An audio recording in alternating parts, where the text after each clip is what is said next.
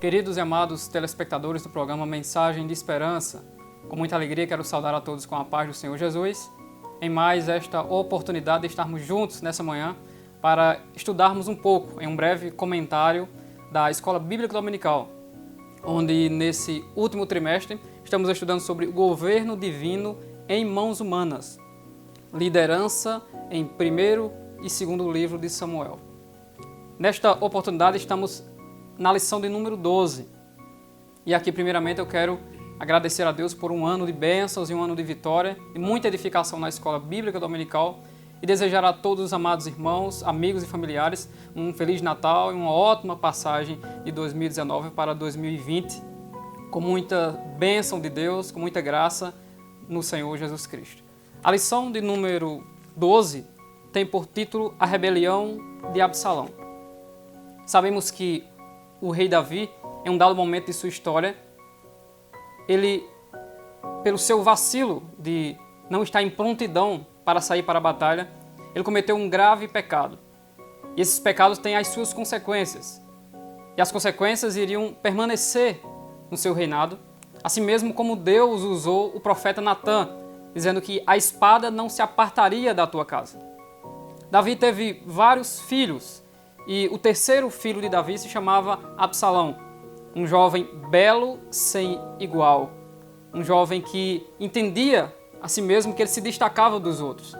Como essa maldição estava sobre a casa de Davi, o primogênito de Davi, chamado Abnom, ele violentou uma de suas filhas. Absalão tomou as dores e matou o seu irmão, o primogênito de Davi, Amnon. Absalão fugiu e depois de 4 anos, o texto diz que ele desejou voltar e pediu perdão ao seu pai, o rei Davi. Davi, um homem segundo o coração de Deus, um homem humilde e que nunca levantou um dedo para perseguir aquele que é ungido, como por exemplo o rei Saul, aceitou seu filho de bom grado e com muita alegria, com muita felicidade. O disciplinou, mas o recebeu de volta. Só que no coração de Absalão havia uma outra coisa. Havia o desejo e a ganância pelo poder. Sabendo Absalão que o primogênito era morto e o segundo filho de Davi não há referência nesse texto sobre ele, provavelmente ele já não existia, Absalão entendia que pela sua beleza, pela sua sabedoria, pelo seu modo de se comportar diante das pessoas em Jerusalém, ele sim, de fato, seria o próximo rei de Israel. No Êxodo, capítulo 20 e versículo 12, o texto sagrado diz: honra a teu pai e a tua mãe, para que se prolonguem os teus dias na terra que o Senhor, teu Deus, te dá. Esse mandamento com promessa diz que nós iremos viver muito e iremos viver bem se nós honrarmos aquele a quem Deus usou para nos conceder a vida. Absalão ele tinha um plano perfeito de uma rebelião ou de uma insurreição contra o seu próprio pai Davi. Quando o ser humano ele é seduzido pelo poder, ele é seduzido pelas posições e pelo nível que o seu coração agora almeja alcançar.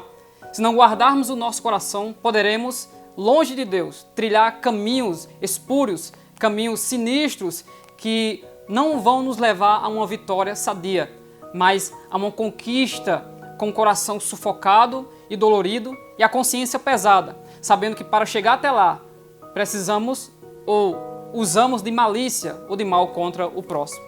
Também quero citar o texto de Provérbios 11:9, que diz: o hipócrita, com a boca, danifica o seu próximo, mas os justos são libertados pelo conhecimento. O plano de Absalão era perfeito. De volta e de bem com seu pai, ele se acordava bem cedo e ia para a porta da cidade, onde era julgada as causas, onde os anciãos se reuniam, e ali ele não deixava nem que as pessoas se prostrassem diante dele. Antes, levantava as pessoas, beijava e dizia: ah, quem me dera, que se eu julgasse o povo de Israel, poderia atender a todo mundo, porque não tem ninguém que te ouça. A tática de Absalão era desprezar e desqualificar a obra do pai. A tática de Absalão é usar de lisonjas e de malícia. E diz o próprio texto bíblico que Absalão ele conquistou o coração de todos. Em 2 Samuel 15:6, o texto diz: e desta maneira fazia Absalão a todo Israel que vinha ao rei para juízo. Assim, furtava Absalão o coração dos homens de Israel. Com isso, meu amado irmão, obreiro e servo do Senhor, Eu quero lhe dizer que 1 Timóteo 3 diz que aquele que deseja o episcopado, ele excelente obra deseja. Mas o mesmo texto diz, convém que.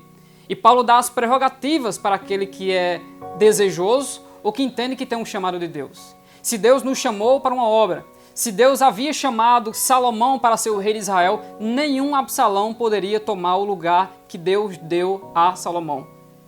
O plano de Absalão seria perfeito. A ira e a cólera que havia no coração dele, em roubar o coração de todo mundo, fez com que ele apregoasse uma ordem a todas as tribos de Israel, que quando ele saísse para Hebrom e lá as trombetas tocassem, todos os vigias que estavam nas tribos de Israel deveriam gritar, Absalão reina. E para que tudo parecesse certo e correto, ele ainda convidou 12 pessoas de Jerusalém que não sabiam e na sua inocência foram até Hebrom. Lembrando que Hebrom é a primeira cidade que Davi, na direção de Deus, foi para lá e foi ungido o rei de Hebrom. Quando as trombetas tocaram, a trombeta da conquista falsa, a trombeta de buscar o seu próprio caminho, alguém falou para Davi.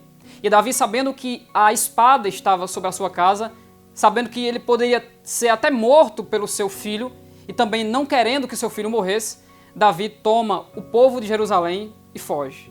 E Davi vai embora. Temos um rei entristecido, um rei que vacilou na sua vida, um rei que cuidou dos seus filhos, provavelmente não de uma maneira que os trouxesse ao temor de Deus.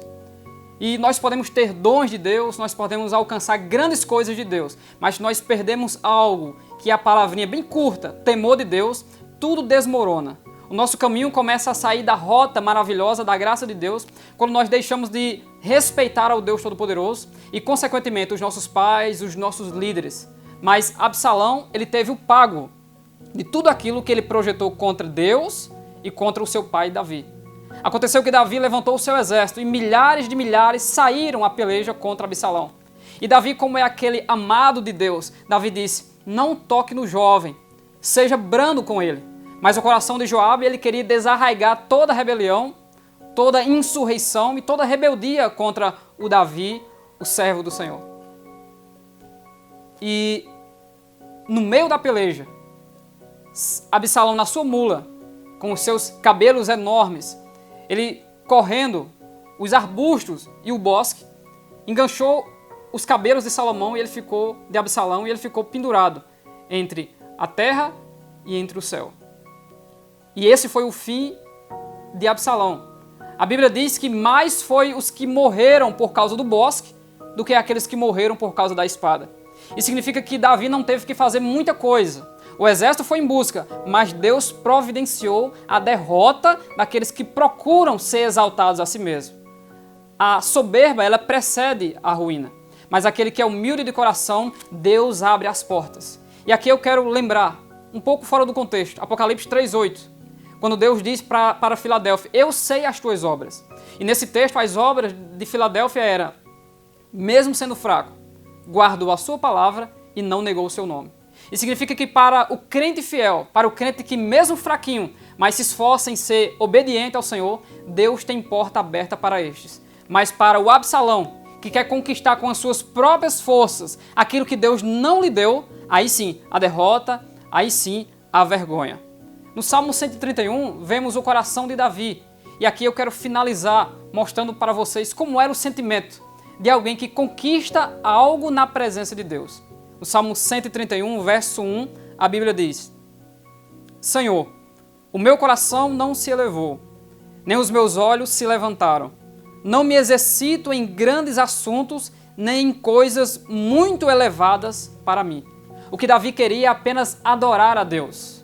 É que o seu louvor esteja continuamente na sua boca.